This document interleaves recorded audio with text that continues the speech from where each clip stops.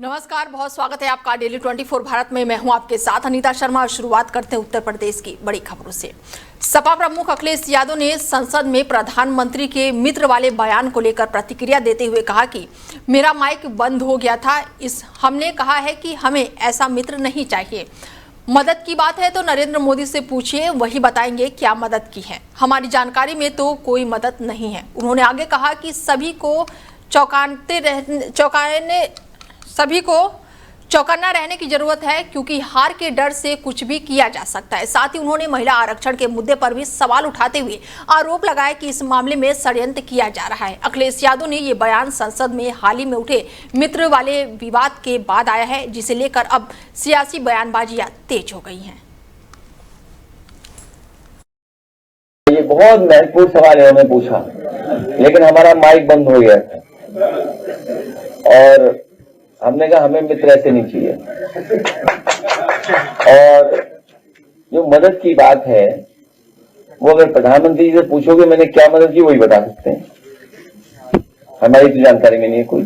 संसद के अंदर प्रधानमंत्री ने जब आप पूछा था कि ओबीसी महिलाओं के आरक्षण को लेकर उन्होंने कहा ओबीसी महिलाओं को उन्होंने हवा नहीं लेंगे, तो उसको क्या मतलब महिलाओं को ओबीसी महिलाओं को कितना आरक्षण मिलेगा? देखिए, उन्होंने कहा कि इसको फिर मिलेगा ही नहीं आपको। एक बार पार्लियामेंट से कानून पास होने के बाद फिर कहां से मिल जाता है आरक्षण आपको? और अगर आरक्षण देना ही होता और हम सब जब पक्ष में आरक्षण के, तो सेंसस क्यों नहीं करा रहे? जब सेंसस होगा तो हमें संख्या पता लगेगी। ये तो संख्या की बात है ना, कि हम 33% आरक्षण दे रहे हैं। इसका मतलब क्या है? एक संख्या है ना। संख्या का आधार क्या हो सकता है? जनगणना। और जब जनगणना मांग होगी तो लोग जातीय जनगणना की मांग करेंगे, और जब जातीय जनगणना की मांग होगी तो सब जातियां अपना हक अधिकार आबादी के हिसाब से मांग करेंगे।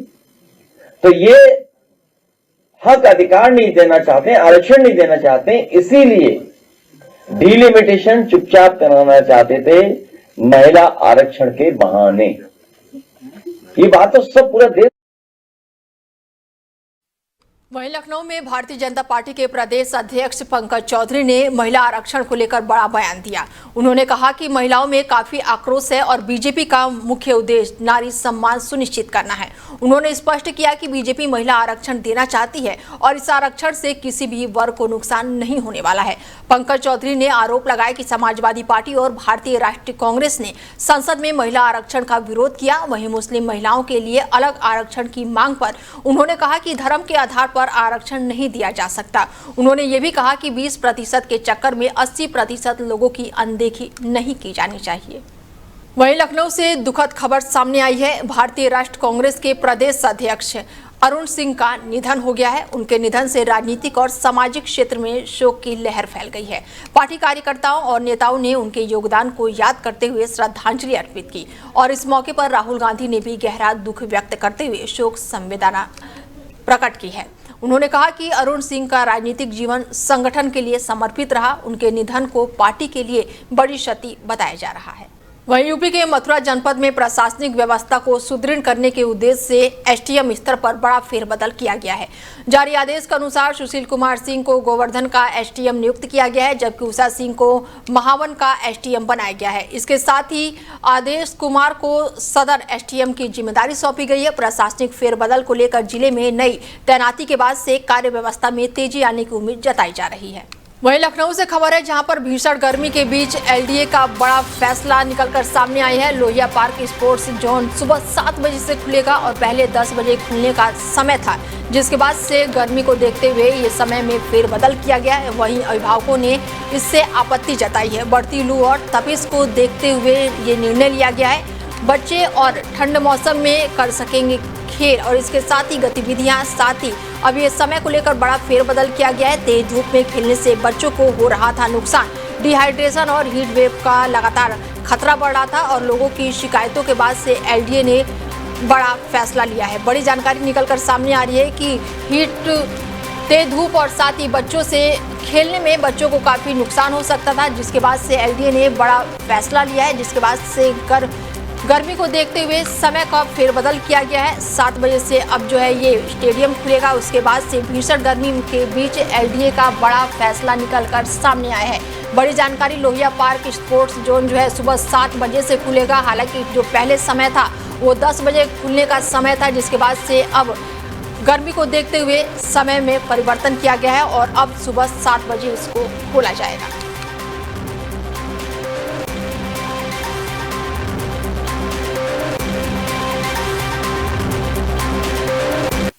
वहीं यूपी के अमरोहा जिले की राजनीति में बड़ा बदलाव देखने को मिल रहा है। गंगेश्वरी के ब्लॉक प्रमुख राजेंद्र खड़गवंशी ने भारतीय जनता पार्टी छोड़कर समाजवादी पार्टी का दामन थाम लिया है।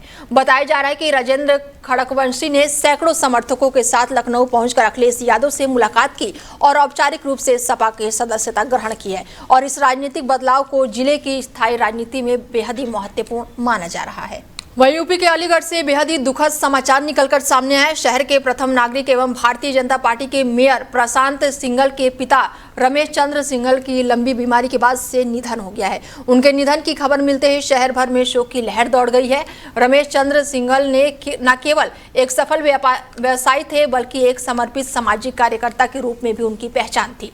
लोगों ने उन्हें स्नेह और सम्मान से सेठ जी के नाम से उन्हें पुकारते थे। सामाजिक कार्यों में उनकी सक्रिय भागीदारी और जरूरतमंदों की मदद के लिए वो हमेशा आगे रहते थे। उनके निधन से शहर के लिए एक बड़ी क्षति माना जा रहा है। निधन की सूचना मिलते ही बाराद्वारी स्थित उनके निवास पर जनप्रतिनिधियों, बीजेपी पदाधिकारियों, कार्यकर्ताओं और व्यापारिक संगठन और सामाजिक संस्थाओं से जुड़े लोगों की भीड़ उमड़ पड़ी। सभी ने दिव्यांग आत्मा को श्रद्धांजलि अर्पित करके शोकाकुल परिवार के प्रति संवेदना व्यक्त की है और इस दुखद घड़ी में मेयर प्रशांत सिंघल के सहित पूरा परिवार जो है गहरे शोक में डूबा हुआ है।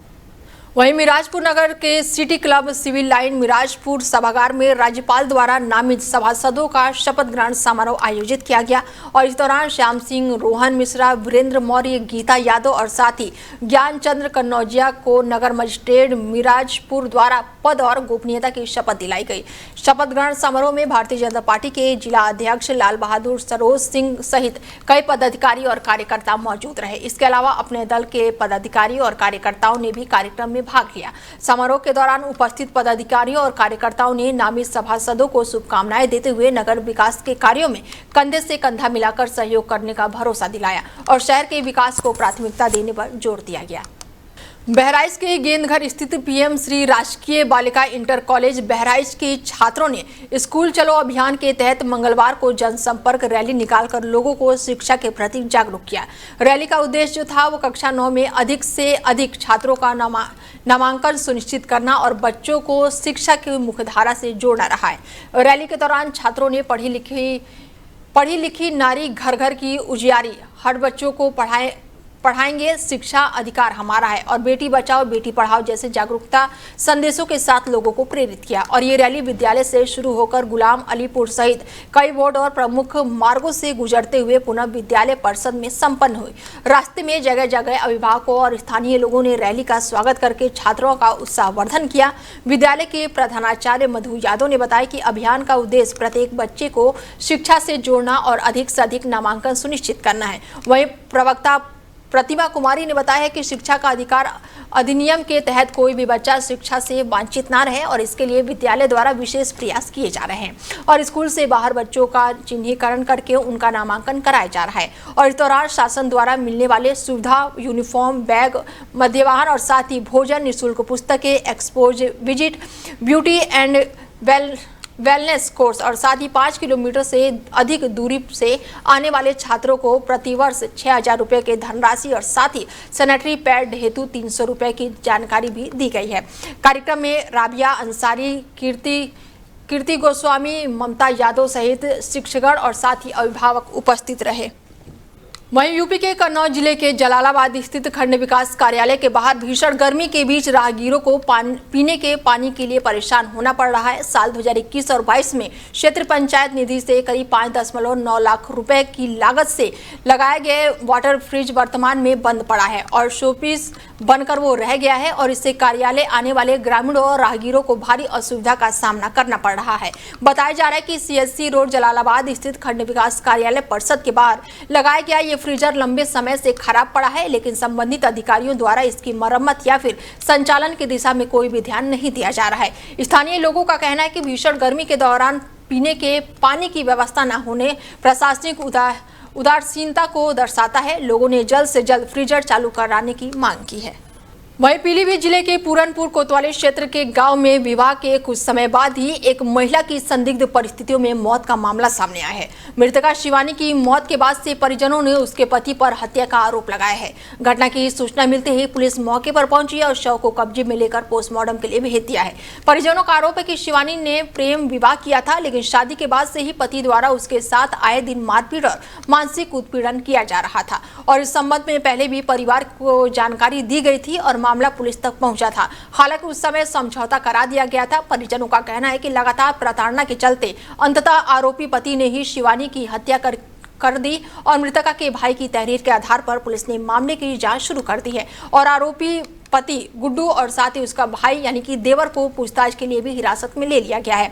पुलिस का कहना है कि पोस्टमार्टम रिपोर्ट आने और जांच जो है आगे बढ़ेगी। कानूनी कार्रवाई पोस्टमार्टम रिपोर्ट आने के बाद ही की जाएगी। खबरों की माने तो आरोपी गुड्डू का पहले से भी एक विवाह हो चुका था, जिसका मामला फिलहाल न्यायालय में विचाराधीन बताया जा रहा है। पहली पत्नी द्वारा उसके खिलाफ मारपीट और प्रताड़ना का आरोप लगाया गया था। फिलहाल पुलिस पूरे मामले की गहनता से जांच पड़ताल कर रही है। हमारी लड़की के पहले से ने भजाए का लाई गोली डरवाए का हमें लोगन खपाई आई तो आप तुम था। अब बाद में हमारे चढ़ी नशा तो हमारे दीदी बोतले दोनों मतारी धी के लग चाहे। हमने आजमन के बाद में हमने कही कि भाई हमारी लड़कियां अच्छी थी, आप आजमन में पहुंच गए तो कोई बात नहीं करी। आज मेरी लड़की के जन मार डाली। मतलब 1-1.5 साल पहले ये लड़की भाग के आई थी, ठीक है। ये लड़का मार पीटत तो सूचना हमें मिली थी, ठीक है। लेकिन हमने लोगों ने उसके बारे में कोई रिस्क नहीं ली। हमने कहा चलो कोई बात नहीं है, मतलब इसका परिवार बस हो आराम से जो खाए पिए मौज करें, वह कोई टेंशन नहीं। जब आज लड़की मतलब ख़त्म भई, हमें सवेरे लगभग 7 बजे फ़ोन मिलो कि जो है मतलब इन लोगों ने मारी, मतलब पता ना जहर दे के मारी या फांसी लगाए के मारी उसे या कैसे करके मारी, ठीक है। जब हमारी सूचना मिली हम उसके घर पे आए तो हमें लाश प्राप्त। अलीगढ़ के हरदुआगंज थाना क्षेत्र में भूमाफियों की दबंगई का मामला सामने आया है। बता दें कि गांव के बुजुर्ग किसान छेदालाल ने आरोप लगाया है कि गांव के प्रधान धर्मेंद्र और उनके साथियों द्वारा लंबे समय से उनकी जमीन पर कब्जा करने की नीयत से परिवार को परेशान किया जा रहा था। पीड़ित किसान के अनुसार 20 अप्रैल को वो अपने खेत पर बैठा था और तभी धर्मेंद्र प्रधान अपने साथियों के साथ पहुंचे और उनके साथ मारपीट की। बीच बचाव करने आई परिवार की महिलाओं के साथ भी अभद्रता और मारपीट किए जाने का आरोप लगाया गया है। छेदालाल का कहना है कि जब वो शिकायत लेकर थाने पहुंचे तो पहले से मौजूदा आरोपी पक्ष ने उल्टा उनके बेटे पर ही झूठा मुकदमा दर्ज करा दिया। पीड़ित परिवार का आरोप है कि जमीन का मामला न्यायालय में विचाराधीन होने के बावजूद भी आरोपी पक्ष लगातार दबाव बनाने के लिए विवाद कर रहा है। जान का खतरा बताते हुए पीड़ित किसान ने अब अलीगढ़ पुलिस के वरिष्ठ पुलिस अधीक्षक से न्याय की गुहार लगाई है। परिवार का कहना है कि उन्हें झूठे मुकदमे में फंसाकर प्रताड़ित किया जा रहा है और प्रशासन से निष्पक्ष कार्रवाई की मांग की गई है। बात ये मुकदमा चल रहा है कम से कम 2001 से और 2001 में जो 389 मुकदमा पहले लगा दी राम खिलाड़ी पहले पंजाब को और ये याद लगा दो मुकदमा ये पहले रह चुका वहाँ कच हो रहा है तो कोई साबित मिला 389 में लगा दी तो लट्ठा खाड़ के लगे और वहाँ लगे 4-5 लगे वहाँ पे हमारा जमात चाहिए हमारा कच्ची रहा। अब ये राम खिलाड़ी लगा दो और ये मुकदमा सिविल लाइन कोर्ट में चल रहा है, सिविल कोर्ट में और यहाँ कचू हो रहा है। आज का वक्त हुआ आज की बात ये था तब मैं घर छोड़ो मैं तकलीफ हो तो वहाँ से बाद पड़ी तब पुलिस आ गई है और खेत में वो उठा गई है तो वहाँ तो जाकर वहाँ 100 नंबर पैसा की समझ और यह लल्ला पकड़ लेंगे के बाद में वहाँ तो वो कैलाश के लौड़ा हुआ है जी जनानी सारी और तो सब चले गए पुलिस वाले सब चले गए। संभल जिले के बहजोई कोतवाली परिषद में फतेहपुर शरीफ नगर गांव के दर्जनों ग्रामीण बिजली आपूर्ति बंद किए जाने के आरोप को लेकर दोपहर 12 बजे धरने पर बैठ गए। ग्रामीणों का कहना है कि गांव की बिजली आपूर्ति बार बार बिना सूचना के बंद कर दी जाती है, जिससे उन्हें भारी परेशानियों का सामना करना पड़ रहा है। ग्रामीणों ने आरोप लगाया कि बिजली कर्मी रात के समय चुपके से बिजली आपूर्ति बंद कर देते हैं और इस दौरान ग्रामीणों ने बिजली आपूर्ति बंद करते हुए कुछ कर्मचारियों को पकड़ लिया, जिस पर दोनों पक्षों के बीच नोकझोंक भी हुई। ग्रामीणों ने यह भी आरोप लगाया कि बिजली आपूर्ति चालू करने के बाद पैसे मांगे जा रहे हैं। हालांकि विद्युत विभाग के एसडीओ विद्युत विभाग ने रुपए मांगने के आरोप को निराधार बताया है। ग्रामीणों का कहना है कि आधा गांव बहजोई बिजली घर और आधा कमलापुर बिजली घर से जुड़ा होने के कारण आपूर्ति व्यवस्था प्रभावित रहती है। धरने पर बैठे ग्रामीणों ने मांग की है कि पूरे गांव की बिजली आपूर्ति को एक ही बिजली घर से जोड़ा जाए ताकि समस्या का स्थायी समाधान हो सके। फिलहाल मामले को लेकर ग्रामीण और विद्युत विभाग के बीच स्थिति तनावपूर्ण बनी हुई है।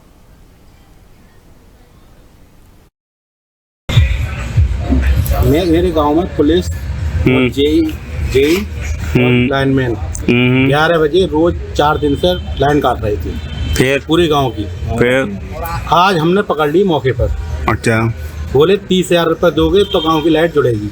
अच्छा, जैसे हमारी बहजी देहात ने और बम्बाई मड़ियों ने दे दी 30,000 रुपये, तो उनकी लाइट किसी ने दिए? हाँ, उन्हें दोनों गाँव ने दिए। किस बात करके दिए 30,000 रुपये? बहजी से लाइट चलेगी ना भाई, तुम्हारी कमालपुर से चलेगी। अच्छा, फिर तो हमारी कमालपुर से कर दी उनने, और हमने कमालपुर से भी ना करी, आज तो पूरी काट दी। 4 दिन से काट रहे डेली। अब आपकी क्या समस्या है? हमारी समस्या ये है कि अगर संत महाराज की सरकार होते हुए इतना अत्याचार, इतनी मनमानी, अगर आज महाराज जी की सरकार ना होती तो ये तो सब पूरे गांव को मार देते। वहाँ पे हम जो है बिजली नहीं काटे गए थे, वहाँ पे ओवरलोड चल रहा था और जो कि बिजली नहीं चल पा रहा था, उसको काट करके बहजोई जोड़ने के लिए चल रही थी, चंपत खोलने की व्यवस्था चल रही थी। लेकिन वहाँ के लोग जो है विरोध कर रहे थे और बात की गई थी, इसमें पुलिस बल के द्वारा काटने चालू कराया गया। उसके बाद भी लोगों द्वारा विरोध किया गया। आपने आरोप लगाया है कि 30,000 रुपये लेकर दूसरे गाँव में नहीं बराबर में उन्होंने जोड़ दी थी और हमारे फतेहपुर शरीफ नगर की काट दिया। नहीं, ऐसा कोई वो नहीं है, क्योंकि सप्लाई वहाँ पे 18 घंटा डालने मिलती है। उस गाँव उस फीडर भी मिलेगी और हमारे बहजोई से भी जो है 18 घंटा मिलेगी, क्योंकि बहजोई हमारा जिला मुख्यालय है, यहाँ पर ओवरलोड हो जाता है। इस वजह से सप्लाई कमालपुर दी गई थी, लेकिन ओवरलोड होने के कारण वहाँ पे नहीं चल पा रही थी, इसलिए खोला गया था। बड़ी जानकारी संभल से निकलकर सामने आई है, जहां पर बिजली आपूर्ति बंद होने पर ग्रामीण जो है वो धरने पर बैठ गए हैं। और हमारे साथ इस खबर पर ज्यादा जानकारी के साथ हमारे संवाददाता रामपाल सिंह जुड़ चुके हैं संभल से, और उनसे जानते हैं कि आखिर क्या है पूरा मामला। रामपाल जी। जी बिल्कुल अनीता जी, मैं बता दूं, देखिए गांव फतेहपुर शरीफ नगर के लोग बहजोई थाने में पहुंचे हैं और देर रात्रि में जहां पर लगातार दर्जनों ग्रामीण जहां पर पहुंचे हैं और बिजली आपूर्ति को लेकर के यहाँ पर विवाद खड़ा हो गया है और नारेबाजी करते हुए नजर आए हैं। देर रात्रि का ये पूरा मामला है और लगातार ये नारेबाजी उन्होंने तमाम बिजली विभाग के जो कर्मचारी हैं उन पर आरोप लगाए हैं। उन्होंने उनका साफ तौर पर कहना है कि जो गाँव में जो बिजली अभी एक हाल ही में एक नया बिजली घर जो है बनाया गया है कमालपुर गाँव में, और उस गाँव के लोगों का इस तरीके का कहना है कि जो गाँव है फतेहपुर शरीफ नगर के जो लोग धरने पर बैठे हैं उनका इस तरीके का कहना है। उन्होंने साफ तौर पर कहना है कि जो बिजली घर जो गांव में है, आधा जो कमालपुर गांव के जो बिजली घर बना हुआ है, आधा गांव उससे जुड़ा हुआ है और आधा बहजोई बिजली घर से जुड़ा हुआ है। तो कहीं ना कहीं इसमें जो है बिजली विभाग के जो कर्मचारी हैं उनकी जो लापरवाही कहे या फिर उनकी जो है मिलीभगत कहे, उन पर आरोप प्रत्यारोप लगना जो है तय हो रहे नजर आ रहे हैं। क्योंकि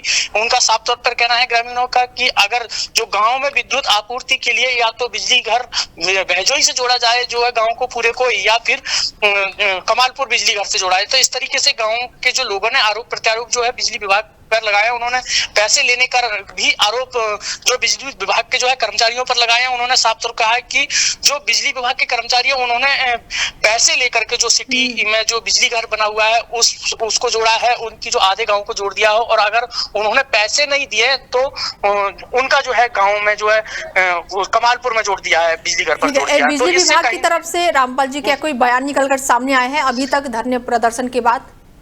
हाँ, बिजली विभाग के एसडीओ से हमने बातचीत करने की कोशिश की है। आप साफ तौर पर देख सकती हैं, उन्होंने इसको जो आरोप प्रत्यारोप जो ग्रामीणों ने लगाए हैं उन्होंने नकार दिया है, इन आरोपों को खारिज कर दिया है और कहा है कि जो ग्रामीण हैं वो जो चाह रहे हैं कि गांव को एक ही उस पर जोड़ा जाए, तो उन्होंने बिजली विभाग के जो एसडीओ उन्होंने कहना है कि जो गांव में जो बिजली घर पर लोड होता हुआ नजर आया है, लोड अगर एक ही बिजली घर से गांव को जोड़ दिया जाए तो एक पर बिजली घर पर लोड हो जाएगा। तो ग्रामीणों का इस तरह कहना है कि जो बिजली घर पर जो लाइन जोड़ी गई है गांव को एक ही पे जोड़ जाए तो एक पर ओवरलोड हो जाएगा। हाल फिलहाल में सबसे बड़ा सवाल ये उठता है अनीता इसमें कि अगर जो हाल फिलहाल में ही बिजली घर बनाया गया है और इतनी जल्दी ओवरलोड कैसे हो गया, सबसे बड़ा सवाल है। अब लगातार एक और बिजली घर का निर्माण कार्य जो है जल्द ही चालू होने वाला है, तो बिजली विभाग के अधिकारियों का कहना है कि अगर लोड उस पर चल जाएगा तो यहाँ पर जो शायद जो बिजली घर बैजोई है उससे बिजली जो ग्रामीणों को जोड़ा जाएगा। जी ठीक है, तमाम जानकारी के लिए बहुत शुक्रिया आपका। वहीं यूपी के अंबेडकर नगर में पुरानी पेंशन बहाली सहित 10 सूत्रीय मांगों को लेकर एक दिवसीय जोरदार धरना प्रदर्शन किया गया। ये प्रदर्शन सेवावृत्त कर्मचारी एवं पेंशन एसोसिएशन के तत्वाधान में आयोजित हुआ, जिसमें बड़ी संख्या में कर्मचारी और पेंशन शामिल हुए। धरने के दौरान प्रदर्शनकारियों ने सरकार से पुरानी पेंशन योजना बहाल करने की मांग को लेकर जोरदार नारेबाजी की और अपनी विभिन्न लंबित मांगों को जल्द पूरा करने की अपील की। प्रदर्शन में शामिल कर्मचारियों ने कहा कि पुरानी पेंशन बहाली उनकी प्रमुख मांग है और इससे लेकर आगे भी आंदोलन जारी रहेंगे। इस मौके पर एसोसिएशन के जिला अध्यक्ष सूर्यभान सिंह ने हमारे संवाददाता से बातचीत में कहा कि कर्मचारियों की 10 सूत्रीय मांगों को समय से लंबित है और यदि जल्द ही सरकार समाधान नहीं करती है तो आंदोलन को और तेज किया जाएगा। उन्होंने पुरानी पेंशन बहाली को कर्मचारियों की सामाजिक सुरक्षा से जुड़ा महत्वपूर्ण मुद्दा बताया।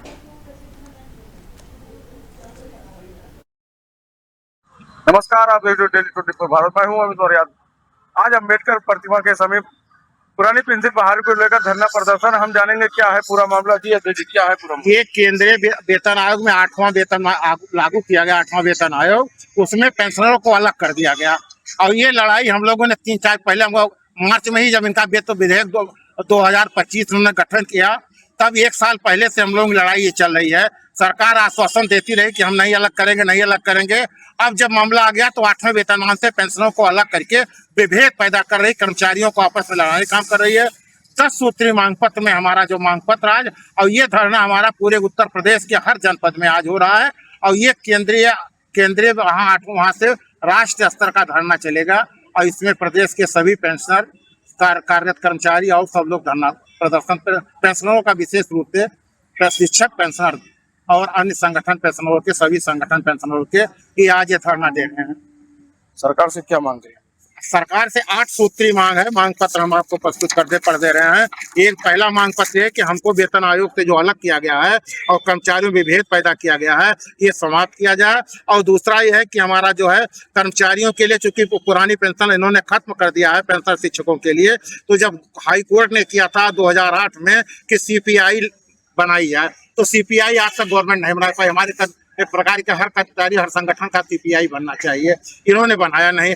दूसरा यह है कि माननीय उच्च न्यायालय के खंडपीठ ने ये आदेश किया था, तमाम मांगे हमारी चल रही हैं और उसमें एक कार्यत यह है, पुरानी जब तक NPS नहीं लागू होगा तब तक कर्मचारियों का फल सुरक्षित नहीं है। इस नाते NPS को लागू किया जाए। इसके बाद में हम पेंशनों को जो है 80 वर्ष पर 20% देते हैं। हम नहीं चाहते कि 20% वही दें, लेकिन उसको तमाम पेंशन हमारे 80 वर्ष से पहले बढ़ जाते हैं, वही पेंशन को 5% डिवाइड कर दे। 65 पर 5 बढ़ा में, 70 पर 10 बढ़ा में, 75 पर 15 बढ़ा दे और 80 पर 20 बढ़ाते। कोई अतिरिक्त हम नहीं मांग कर रहे हैं इससे, लेकिन हमारा वो मांग जो है 20% में हमारा बाइफरकेट कर दिया जाए। इसके बाद में हमारा रेलवे में बस चालक का रेलवे भत्ते में हमको बढ़ोतरी होती थी। हमारा रेलवे भत्ते 50% आरक्षण था, उसको भी इन्होंने खत्म कर दिया। और इसके बाद में कोरोना काल का हमारे विधायकों ने अपना नहीं दिया, सांसदों ने नहीं दिया। हमारे कर्मचारियों का 18 महीने का कोरोना का कार्यकाल का एरियर इन्होंने कहा कि हम घाटे में उस समय है, लेकिन इस समय रोज दिखा रहे हैं हमारे मोदी योगी जी, हम इतना नंबर 1 का सूचांक से हम बढ़ोतरी कर रहे हैं, इतना लाभ कर रहे हैं। तो हमारा जो बकाया है उसको तो हमको दे दे, जब उनके सांसद विधायक को स्वयं नहीं दिए। ये कार्यकाल मेरा है। अब आयुष्मान कार्ड जो हमको 5 लाख रुपए तक का है आयुष्मान कार्ड, उसको तमाम बीमारियां, भयंकर बीमारियां ऐसी हैं, उनको 10 लाख कर दिया जाए। यही 2 सूत्री हमारा मांग पत्र है। यदि आपकी मांग नहीं पूरी हुई तो राष्ट्र स्तर पर धरना चलेगा, राष्ट्र स्तर पर अभियान होगा और इसका खामियाजा सरकार को भुगतना पड़ेगा। अभी समय है और वही 8वां चल रहा है, नहीं तो हम ये राष्ट्र स्तर पर आंदोलन चलेगा। और सभी प्रदेशों में हमारे संगठन ने आपस में बातचीत कर लिया है, सबसे संगठन चल रहा है।